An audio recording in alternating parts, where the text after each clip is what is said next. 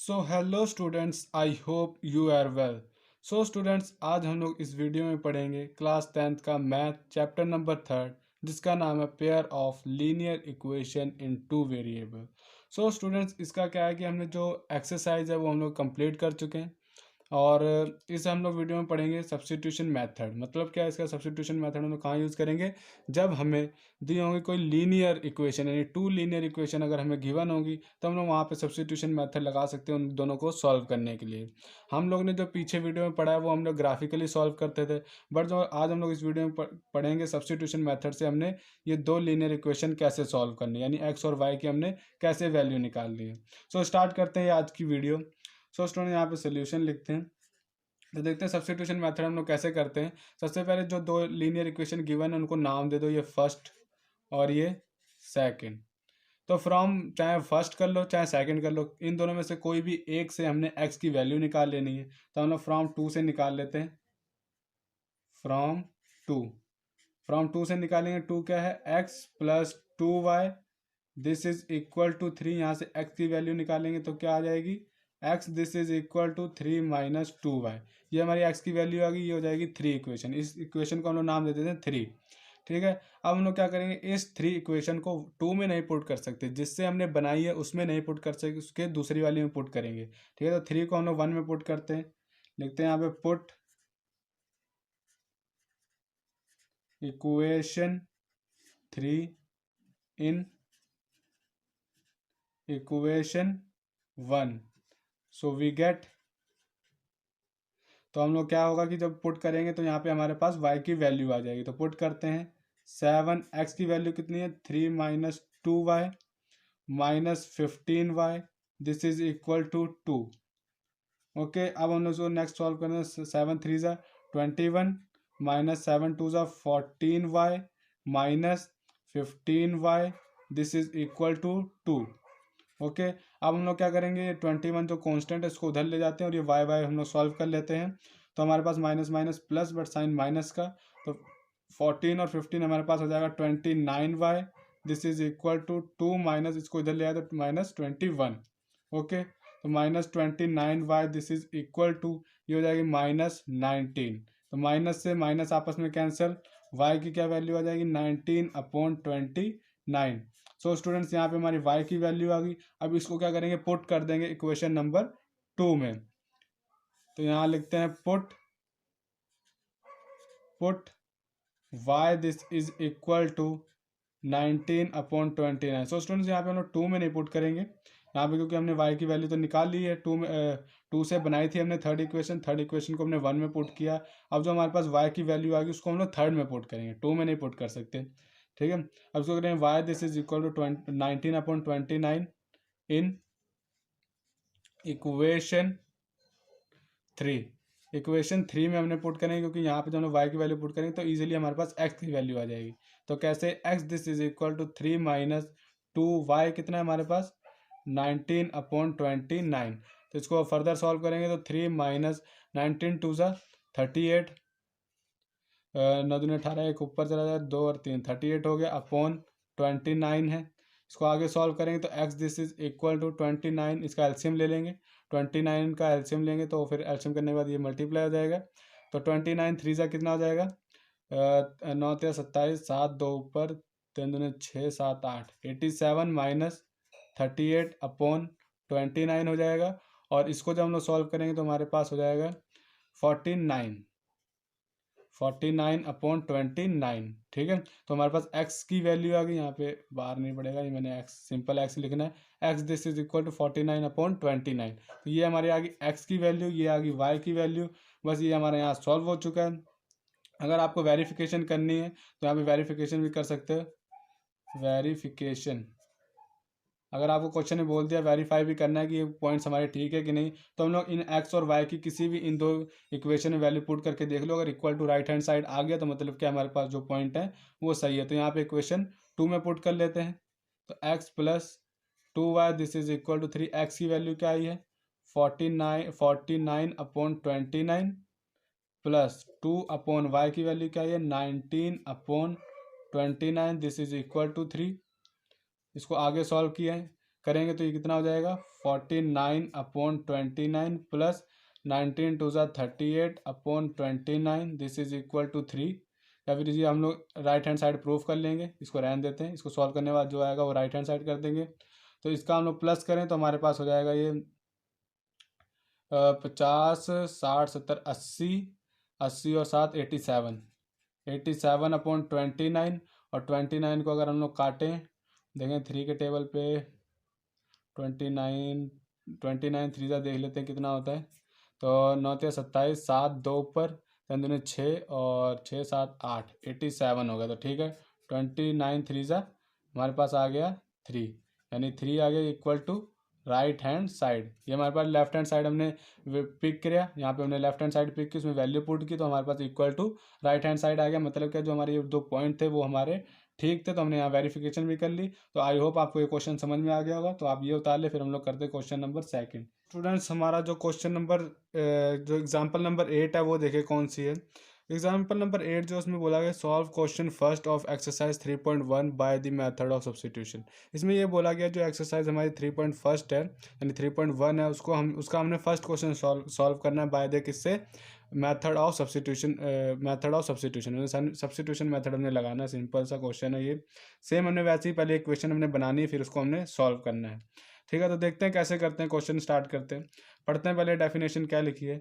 Aftab tell his daughter 7 years ago, मतलब क्या, आफ्ताब अपने डॉटर को बताता है 7 साल पहले, I was 7 time as old as you were then. तो कहते हैं 7 साल पहले मैं तुम्हारी जो उम्र है मैं उससे 7 गुना था, यानी 7 टाइम था। ऑल्सो 3 years फ्रॉम नाउ, आज से 3 साल बाद, यानी आगे के बात कर रहा है ये, I shall be 3 times as old as you will be. तो find the present age, find the present age आएगा यहाँ पे, age of Aftab and his daughter. तो हमने उसकी प्रेजेंट एज हमने फाइंड करनी क्या है, जो यहाँ पे इस पे गौर करना, जो स्टूडेंट्स यहाँ पे लिखा है 7 years अगो, यानी 7 साल पहले की बात कर, यानी पीछे की बात चली। जहाँ पे यहाँ जहाँ पे ये आ जाए 3 years फ्रॉम नाउ आ जाए, फ्रॉम नाउ आ जाए, तो मतलब क्या, वो आगे की बात कर रहा है। तो देखते हैं इक्वेशन कैसे बनेगी, सोल्यूशन से स्टार्ट करते हैं।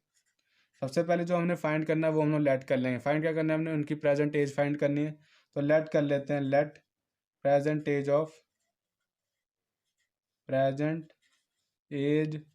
Of Aftab, this is equal to x year. X year हमने लेट कर ली, और हमने ये भी लेट करना कि present age of Aftab daughter, Aftab की डॉटर की प्रेजेंट एज हमने वाई ईयर्स लेट कर ली।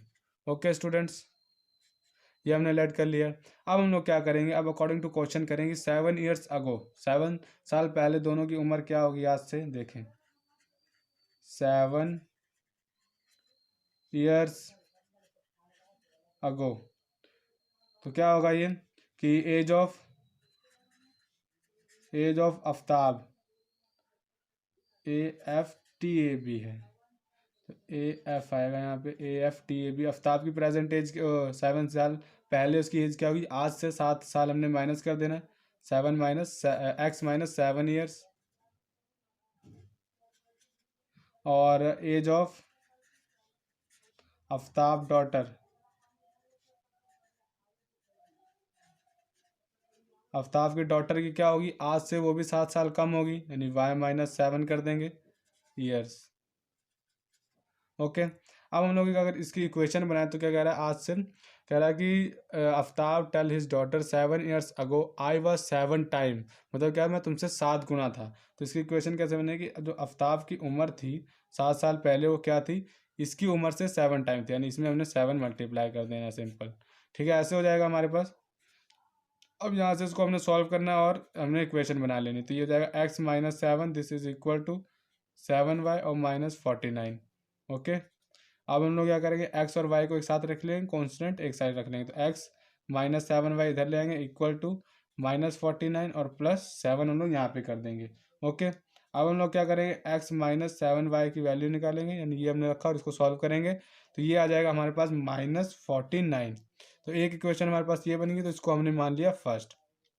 ओके, अब सेकंड करते हैं। सेकंड क्या है कि 3 years from now, 3 years from now, तो आज से 3 साल बाद क्या होगी? एज ऑफ आफ्ताब क्या होगी? आज से 3 साल बाद, यानी 3 साल बाद आगे की बात हो रही, तो x+3 years, YEAR ईयर्स, ठीक है। और age of Aftab daughter, Aftab की डॉटर की एज कितनी होगी? उसकी होगी y+3, सिंपल ईयर्स, ठीक है। अब ये क्या कह रहा है आगे? 3 years ago, 3 years from now I shall be 3 times, यानी 3 टाइम था। तो देयर फोर क्या होगी? आफ्ताब की उम्र जो थी इसकी उम्र से, यानी उसकी बेटी की उम्र से 3 times थी, तो y+3। ओके, अब इसको सॉल्व कर लेंगे, तो x+3 this is equal to 3y+9, इसको रख लेंगे x-3y this is equal to 9-3, तो ये हो जाएगा x-3y this is equal to 9 में से 3 माइनस किया तो 6। ये आ गया हमारे पास इक्वेशन नंबर सेकंड। तो ये हमारे पास दो इक्वेशन नंबर फर्स्ट और सेकंड आ गई। अब हम लोग इनको सॉल्व करेंगे, तो लिखते हैं आगे। तो ये हम लोग यहाँ पे कर लेते हैं सॉल्व। तो ये लिख लेते हैं, इक्वेशन फर्स्ट लिख लेते हैं। पहले इक्वेशन जो हमारे पास यहाँ आई है वो लिख लेते हैं। कौन कौन सी इक्वेशन आई है? x-7y this is equal to -14, इसको हमने फर्स्ट माना था, ये हमारे पास एक इक्वेशन आई थी। और सेकंड इक्वेशन थी x-3y this is equal to x-3y this is equal to 6 थी, ये हमारे पास सेकंड आई थी। अब हमने क्या करना है? फ्रॉम 1 या फिर 2 से हमने x की वैल्यू निकाल लेनी है, तो हम लोग 2 से निकाल लेते हैं। फ्रॉम 2 यहाँ से x की वैल्यू निकालेंगे तो क्या हो जाएगा? x this is equal to x, ये हो जाएगा +3y। ये हो गया हमारे पास इक्वेशन नंबर 3, ठीक है। अब इक्वेशन नंबर 3 को हमने 1 में पुट करना है, तो लिख लेते हैं put equation 3 in equation 1 we get, put कर लेते हैं, तो ये हो जाएगी x-3y की, सॉरी हमारे को x की वैल्यू पुट करनी थी, तो x की वैल्यू पुट करेंगे, तो ये काट कर लेते हैं और यहाँ पे वैल्यू पुट करते हैं। तो x की वैल्यू हमारे पास 6+3y और -7y this is equal to -42 हो जाएगा। और ये हम लोग करेंगे तो 6 और ये -5 आई एम सॉरी 4y हो जाएगा, यानी प्लस माइनस माइनस 7 में से 3 माइनस किया तो 4 आ गया, दिस इज इक्वल टू -42। अब हम लोग क्या करेंगे? 6 को उधर ट्रांसफर कर देंगे, या फिर 4y को उधर ले जाते हैं, 42 को इधर ले आते हैं, तो ये हो जाएगा 4y उधर जाएगा, प्लस का हो जाएगा, ये आएगा इधर से, तो ये भी प्लस का हो जाएगा, 6+42, तो ये हो जाएगा 4y this is equal to, ये ऐड कर देंगे तो 42+6 6 7 8 अपॉन 48 हो गया, सिंपल, ठीक है। और यहाँ से y की वैल्यू निकालेंगे तो क्या आ जाएगी? 48/4, यानी 4 1 ज़ा 4, 4 2 ज़ा 12, इसको कट करके हमारे पास कितना आ गया? 12। y की वैल्यू हमारे पास 12 आ गई। अब क्या करना है? हमने इसको पुट कर देना है इन 3, तो यहाँ पे पुट कर लेते हैं, put y this is equal to 12 in equation 3, then we get, तो हमारे पास x की वैल्यू आ जाएगी, x this is equal to 6+3y। Okay, अब यहाँ पे हमने y की वैल्यू पुट करनी है, तो x this is equal to 6+3, y की वैल्यू है 12, और ये हो जाएगी 6+3×2 6, 3 × 1 = 3, 36 हो गया हमारे पास। और x की वैल्यू आ जाएगी 36 और 4 30 और 2 36 4 40 और 2 42, यानी x की वैल्यू आ गई हमारे पास 42। ओके, x की वैल्यू 42 आ गई, y की वैल्यू 12 आ गई। अगर हम लोग चेक करना चाहें तो चेक कर सकते हैं, नहीं तो अदरवाइज हमारा ठीक ही होगा। और हमने यहाँ पे जब x और y की वैल्यू आ गई तो हम लोग लिख सकते हैं यहाँ पे हैंस की present age of Aftab, Aftab की प्रेजेंट एज कितनी थी? x ईयर, तो x कितना आया हमारे पास? 42 ईयर्स। ओके, और ये हो गया आफ्ताब की age, and present age of Aftab daughter, Aftab daughter कितनी वाई ईयर्स थी, तो वाई हमारे पास वैल्यू कितनी थी, वाई की वैल्यू आई हमारे पास 12 ईयर्स, तो उसकी डॉटर की उम्र है 12 साल। ओके, तो ये आ गया आफ्ताब की उम्र और ये आ गई उसकी डॉटर की उम्र, ये आ गया हमारे पास आंसर। तो ये हो गया हमारे पास क्वेश्चन कंप्लीट। आई होप आपको ये समझ में आ गया होगा। सो स्टूडेंट, जो हमारी एग्जाम्पल नंबर 9 है वो देखें क्या कह रही है। लेट एस कंसीडर एग्जाम्पल 2 इन एक्स सेक्शन 3.3। तो 3.3 के सेक्शन में एग्जाम्पल सेकंड है, उसे हमने कंसीडर करना है और उसको हमने सॉल्व करना है। तो देखिए क्या है, स्टेटमेंट पढ़ते हैं। The cost of 2 pencil and 3 eraser is 9। कहते हैं 2 पेंसिल और 3 इरेजर का जो कॉस्ट है वो हमारे पास 9 रुपीज़ है। And the cost of 4 pencil and 6 eraser is 18। और 4 पेंसिल और 6 इरेजर का जो कॉस्ट है वो 18 रुपीज़ है। Find the cost of each pencil and each eraser. तो सबका हमने जो इरेजर का कॉस्ट हमने फाइंड करना है और पेंसिल का हमने कॉस्ट फाइंड करना है कितना है। तो करते हैं क्वेश्चन स्टार्ट। तो सोल्यूशन लिख लेते हैं यहाँ पे। सबसे पहले जो हमने क्वेश्चन स्टार्ट करने से पहले जो लिखना है वो लिखना है कि जो चीज़ हमने फाइंड करनी है उसको हमने लेट कर लेना है। लेट करते हैं, let cost of 1 pencil, 1 pencil की कॉस्ट कितनी, x रुपीज़ हम लोग लिख लेते हैं, ठीक है। और कॉस्ट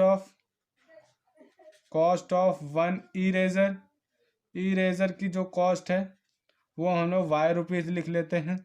तो अब अकॉर्डिंग टू क्वेश्चन करें, अकॉर्डिंग टू क्वेश्चन, जो क्वेश्चन में क्या कहा है कि ये हमने लेट कर लेना, जो हमने फाइंड करना है वो हमने लेट कर लेना। फिर हमने क्वेश्चन के अकॉर्डिंग देना क्या लिखना है कि 2 pencil and 3 eraser is 9 rupees, यानी 9 रुपये की 2 पेंसिल और 3 इरेजर हैं।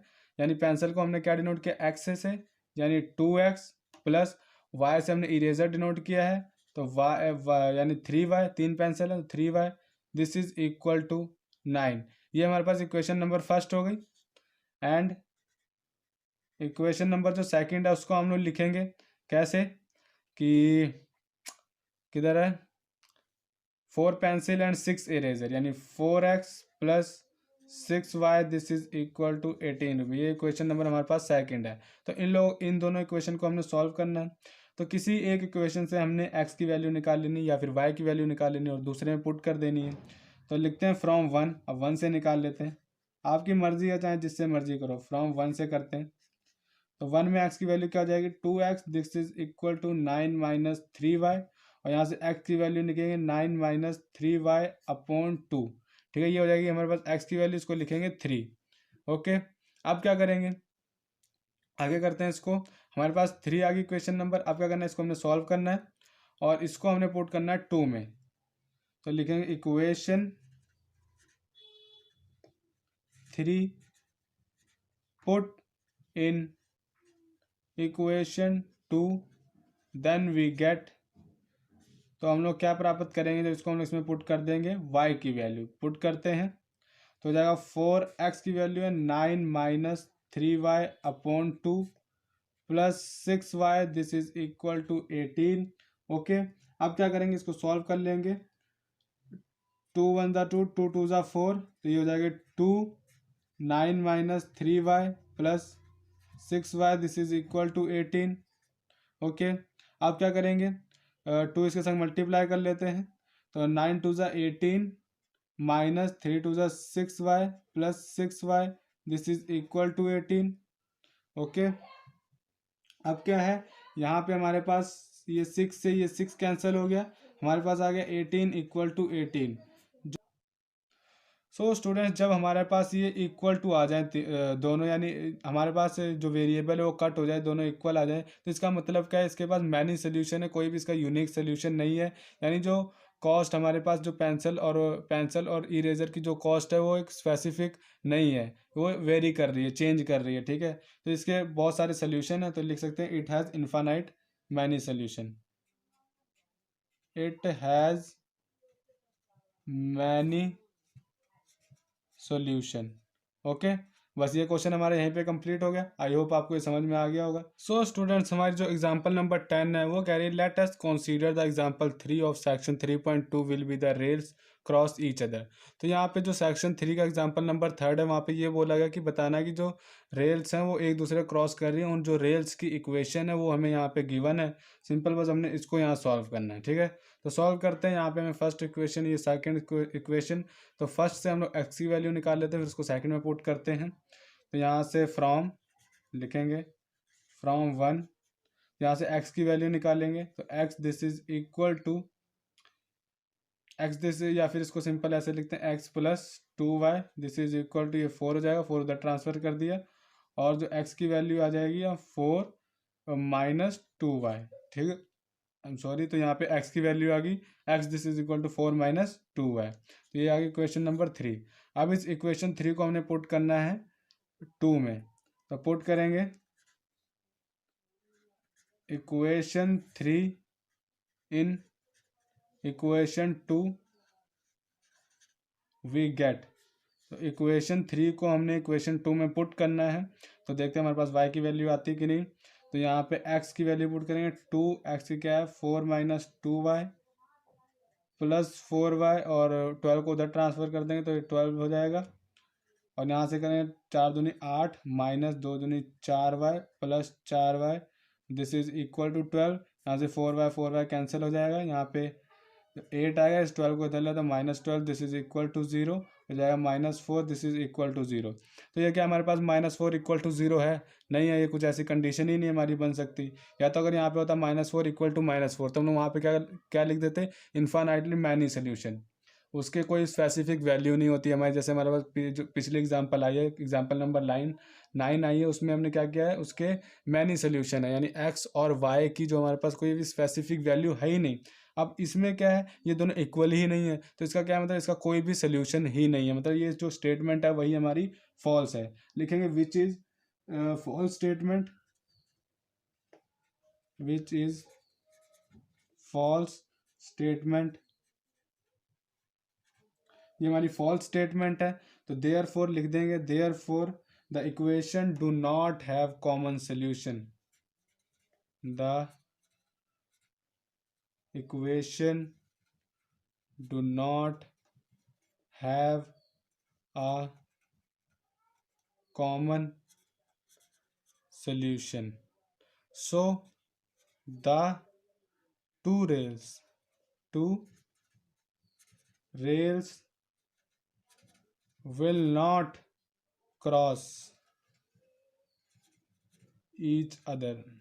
मतलब क्या है, वो जो दो रेल्स हैं वो एक दूसरे क्रॉस नहीं कर रही हैं, वो पैरेलल हैं, सीधी सीधी हैं। ठीक है, तो इसका मतलब क्या हुआ, ये हमारी जो स्टेटमेंट थी वो फॉल्स थी और इसका कोई भी सोल्यूशन नहीं था।